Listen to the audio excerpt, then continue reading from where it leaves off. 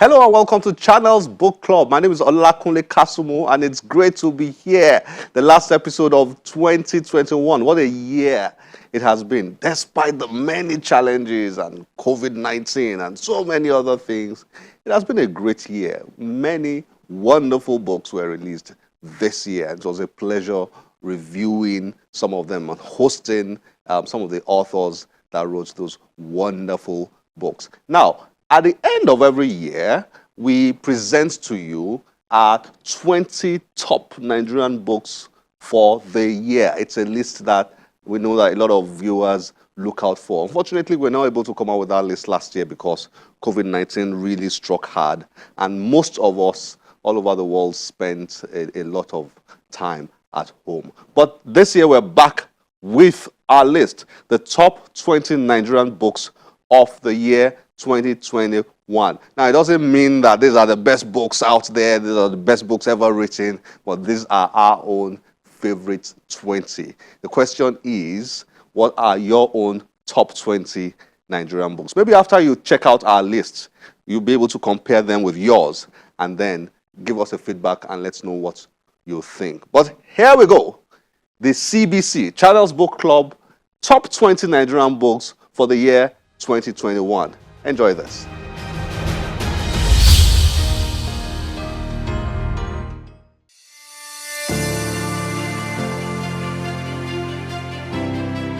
Five Brown Envelopes is a gripping thriller in the tradition of Jeffrey Archer and Richard North Patterson. In this page-turner, Lawrence Amaechi tells the story of Kaka, who must win a multi-million-dollar real project tender in order to pay off his debt and save a legacy inherited from his late father. But to succeed, he will have to survive the ruthless attacks of powerful rivals, the charms of a seductress, and his own inner devils. Amaechi follows up on his debut novel, Sweet Crude Odyssey, with this brilliant work. This is not a one-time walk. A lot of people have played a part in my progress to this point. My publisher, my friends, my family, and my editors. No story comes out good if you read it alone. It goes through a process. A brutal process if you want it to make sense, where you are critiqued and put on the right track. This, incidentally, was part of my project where I did a virtual program in Stanford. So this was open, this story was open to my classmates, about 45 of us around the world, and they gave their own opinions. And then I had my local editors and all that who helped me to brush up the plot. So it's not entirely, I won't say I did it alone, that would be a big lie. So even these comments you're making are feedback for me for the next one. So it's, but basically... So a novel is a story of many people. It's a story of many people. The Madhouse by T.J. Benson. This debut novel by a gifted writer to watch is exhilarating, dreamy, and set against the backdrop of a tumultuous era of military rule in Nigeria. T.J. Benson's observatory skill as a portrait photographer comes to bear in weaving a spellbinding tale about the clashes between cultures, the impact of fragile political situations on everyday people, and the lengths we're willing to go in order to save our loved ones.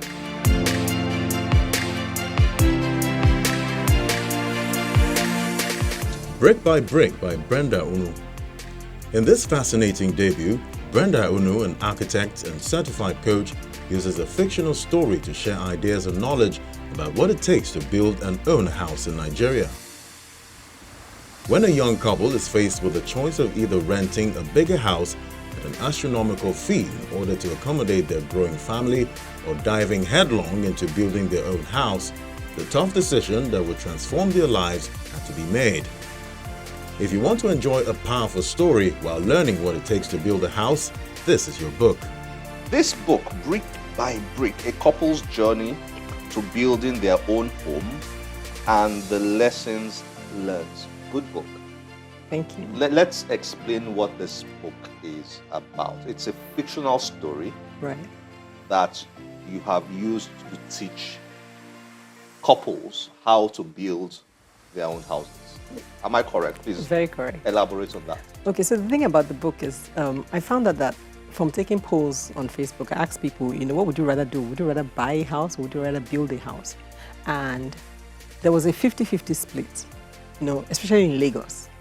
And so I engaged people that wanted to buy a house. I said, why would you want to buy a house? I mean, you're stuck with anything that they build.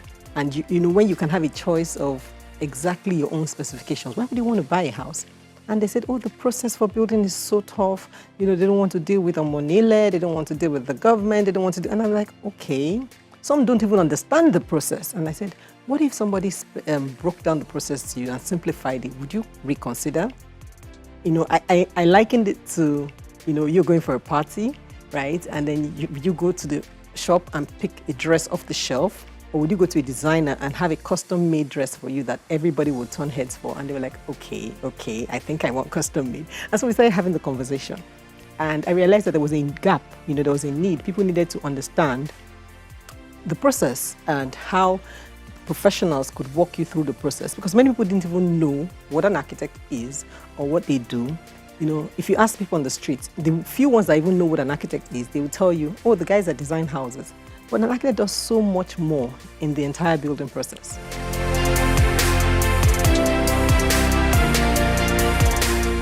Nearly all the men in Lagos are mad by Damilare Kuku.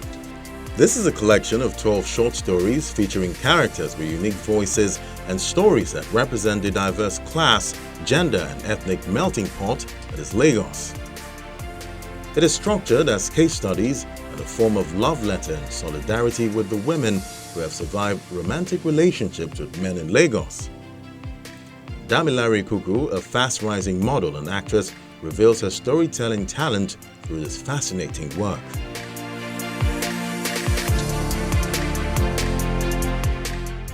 Bola Tito by Seyi Amao. In this novel, creative writer and entrepreneur Seyi Amao details an emotional tale that takes you on a journey from the corridor of a pediatric ward in Lagos, Nigeria, to the front line of battle in the Sambisa Forest, Borno State, northern Nigeria. This is a story about love, betrayal, and redemption that takes the reader on an emotional roller coaster. The characters are believable, the backdrop is contemporary, and the plot is suspenseful. Bola Tito.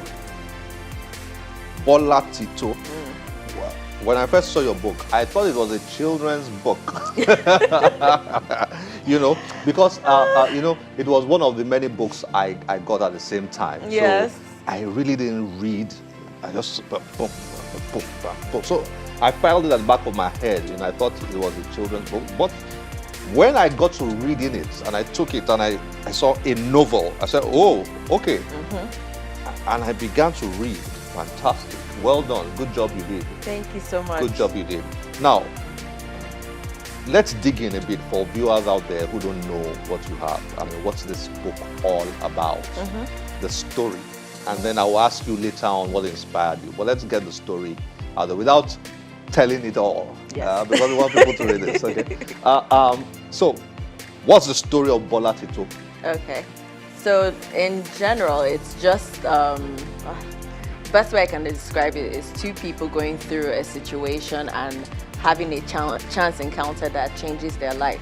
Bola Tito is the main character of the story, and she's a woman going through self-defeat, and in the most unlikely place, she finds a path to healing. So for me, yes, you said it's true. When you see the cover, you think, oh my God, this might look like a child's. And I mean, in hindsight now, looking back, I know what I was thinking in terms of what I wanted to depict.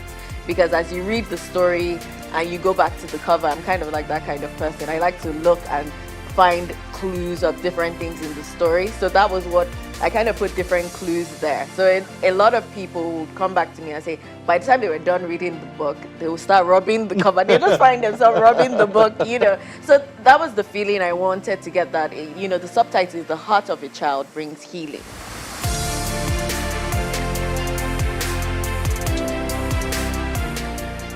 Chronicles from the Happiest People on Earth.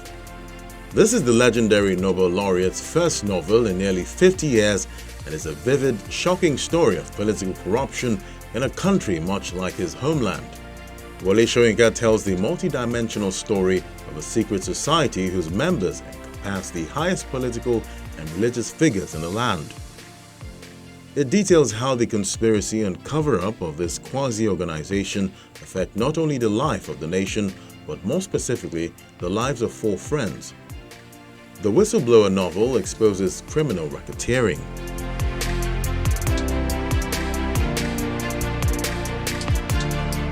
A Good Name by Yejide Kilanko.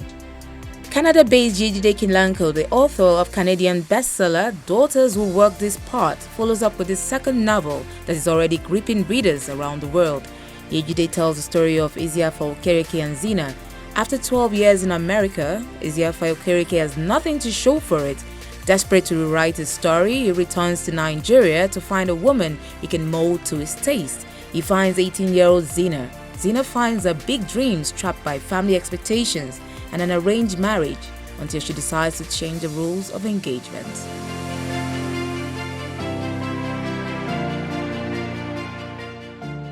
Shakumfa by Chibundu Onuzo. The talented Chibundu Onuzo comes out with another sizzling novel, this time about the often complex parameters of freedom, prejudice, and individual sense of self. Onuzo's captivating story in her latest book explores the experiences of a mixed-race British woman who goes in search of the West African father she never knew after she discovers his diary. The twist? He was the president of a country in Africa. This is Onuzo's third novel, and it is proof that she has become the accomplished writer many believe she would be when she first published her award-winning first novel, The Spider King's Daughter, at the age of 21.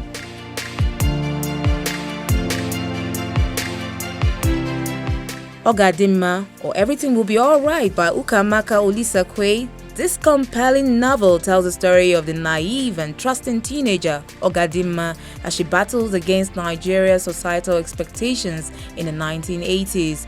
After a rape and unwanted pregnancy leave her exiled from her family in Kano, thwarting her plans to go to university, she's sent to her aunts in Lagos and pressured into a marriage with an older man. This is the story of one woman's journey to independence in a patriarchal society.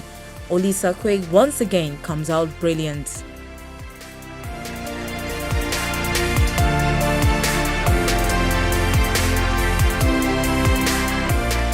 In Every Mirror, She's Black. Sweden-based Nigerian photographer, travel writer, editor-in-chief of Slow Travel Stockholm, and international best-selling author Lola Kimade Ekestrom exhibits her incredible writing talent in this hard-to-ignore novel that is fast-paced and richly nuanced. In Every Mirror, She's Black touches on important social issues of racism, classism, fetishization, and tokenism, and what it means to be a black woman navigating a white-dominated society.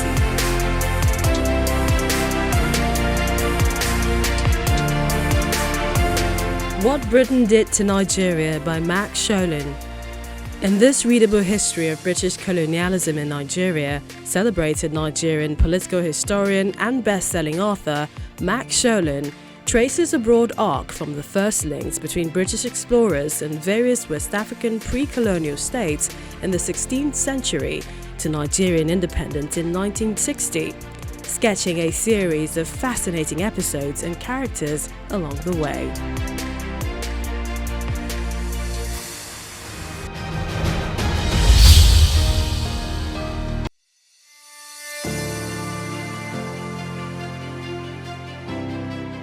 Note on Grief by Chimamanda Ngozi Adichie. With signature precision of language and glittering, devastating detail on the page, and never without touches of rich, honest humor, Chimamanda Adichie, internationally renowned Nigerian writer, weaves together her own experience of her father's death with threads of his life story. This book is deeply touching, engaging, thought-provoking, and hope-inducing.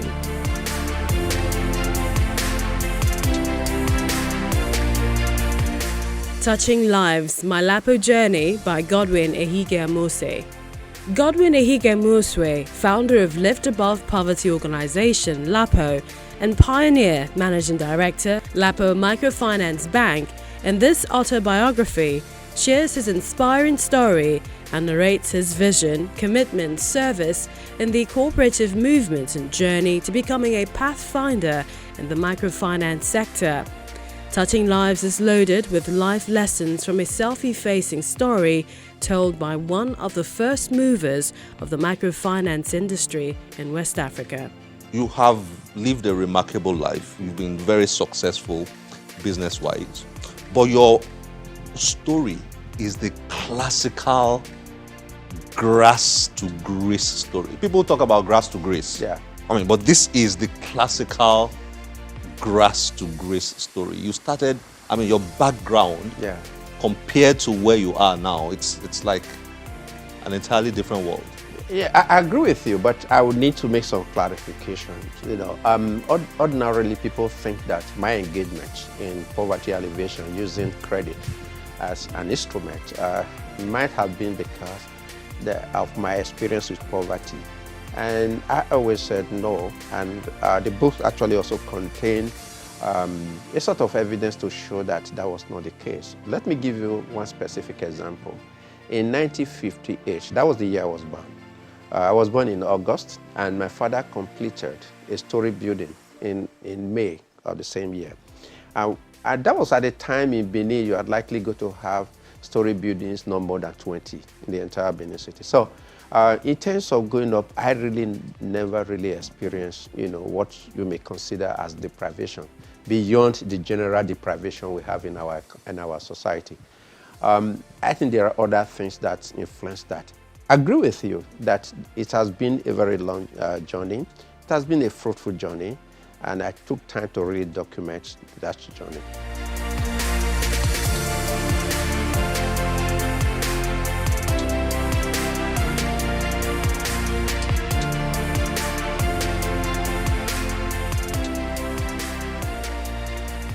Former CBN Governor and Emir of Kano, Sanusi Lamido, brings together over 35 essays that are evolving pictures of the past few years of chicanery of barbarity in the political space. These essays were presented to the public or written at various times, addressing a myriad of issues ranging from politics, polity, Islam, identity, history, and nationhood.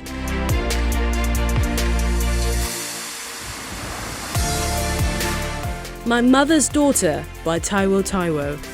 This is a fascinating, inspiring and enjoyable read about the incredible life adventures and impact of Chief Mrs. Taiwo, a successful business entrepreneur, educator, philanthropist who is passionate and driven to deliver change and help others. From the love and complexities of family to the tough, demanding world of business, Taiwo provides a no-holds-barred narrative that challenges the reader to make life-changing decisions.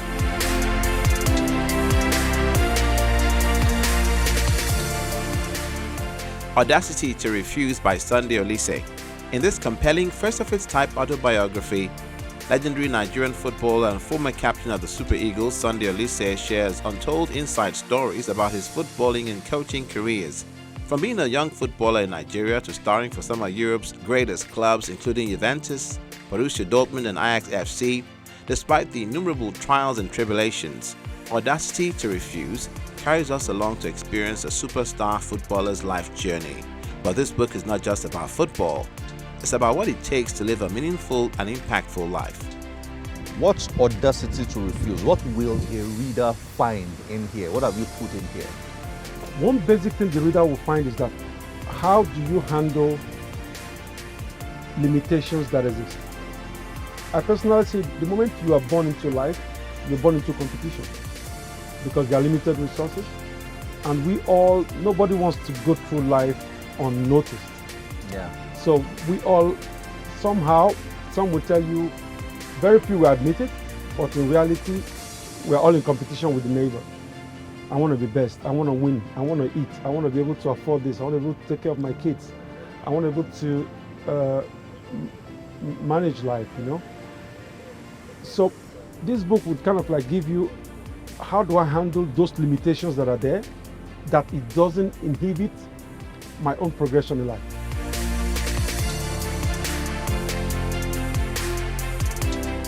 Formation from Jihad to Amalgamation by Fola Fagule and Feyi Faweyimi. This has to be one of the best Nigerian history books written in the last 50 years. Fagbuli and Fayemi brilliantly narrate an enthralling story of conquest and slavery, betrayals and bravery, rivers and riots, victors and vanquished, all of which are central to understanding modern black struggles. If you want to understand how Nigeria was formed and learn about the most important characters and events that made the formation a reality, you'll find only a few books as good as this one to read. It's like hard history, written in enjoyable novel style.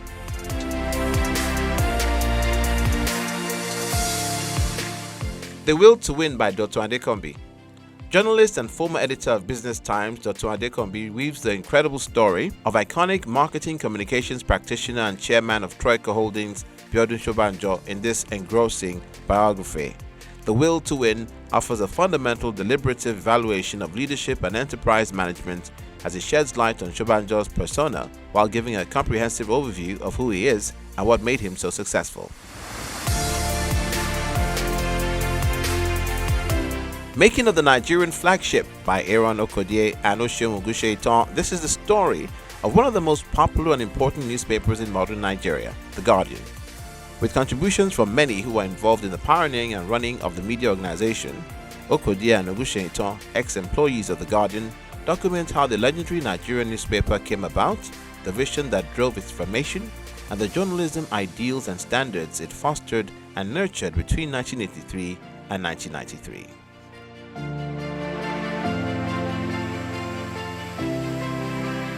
Start Up to Fortune by Hyacinth Aneke. This must-read book for budding and established business entrepreneurs by business coach Hyacinth Aneke captures the journey to transgenerational wealth creation through the 5-phase value thinker business building model. The counterintuitive and practical suggestions in this book challenge pre-existing notions people have about business and wealth creation, as well as offer cutting-edge ideas in inspiring one to make a fortune while helping a lot of people. I have a lot of questions for you, but let's summarize generally. Okay. What is this book about? I know the writer has said a lot, but I'd like to hear from you. What's Okay, so the book is in 2 parts, basically. Okay, I have always told people there are about 5 things you need to succeed in business. The first one is that you need to identify the problem in the market or a need in the market. You have to come up with a solution for the needs. Okay, you have to execute the solution. So obsessively, you must be an executioner. You must take action. More importantly is the mindset. The mindset of what the business is all about, and which is what I call the value thinker mindset. It doesn't matter how good an executioner you are. If you have the wrong mindset, that mindset will cancel the execution.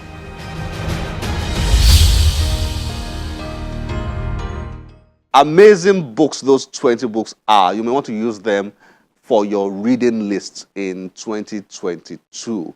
Now, this is where we have to draw curtains on the show today and for this year. My name is Olakunle Kasumu. As always, we'll be very delighted to get your feedback through any of our social media platforms displayed on your screen. Like I always say, remember, one great book can change your life. Bye-bye.